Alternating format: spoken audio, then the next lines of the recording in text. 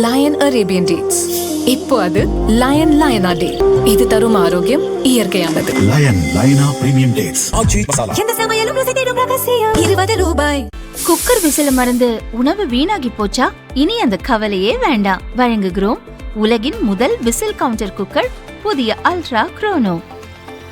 Ultra என்றால் ஆரோக்கியம்.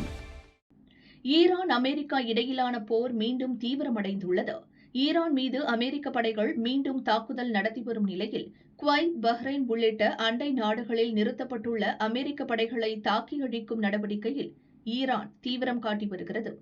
இருதரப்பு சண்டை உச்சமடைந்துள்ள நிலையில் ஹார்மூஸ் ஜலசந்தியை கடக்க முடியாமல் நூற்றுக்கணக்கான கப்பல்கள் நடுவழியில் காத்திருக்கின்றன.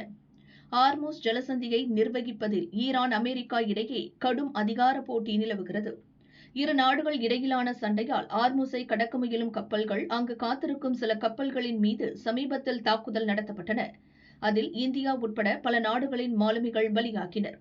இந்நிலையில் ஹார்மூஸில் சிக்கி தவிக்கும் பல்வேறு நாடுகளைச் சேர்ந்த மாலுமிகளை பத்திரமாக மீட்க போரில் ஈடுபட்டுள்ள நாடுகள் நடவடிக்கை எடுக்க வேண்டும் என மனித உரிமைகளுக்கான ஐக்கிய நாடுகள் அமைப்பின் கமிஷனர் ஓல்கர் டூர்க் வலியுறுத்தியுள்ளார். இதுகுறித்து அவர் மேலும் கூறியதாவது: ஹார்மூஸ் ஜலசந்தியில் பல்வேறு நாடுகளின் கப்பல்கள் காத்திருக்கின்றன.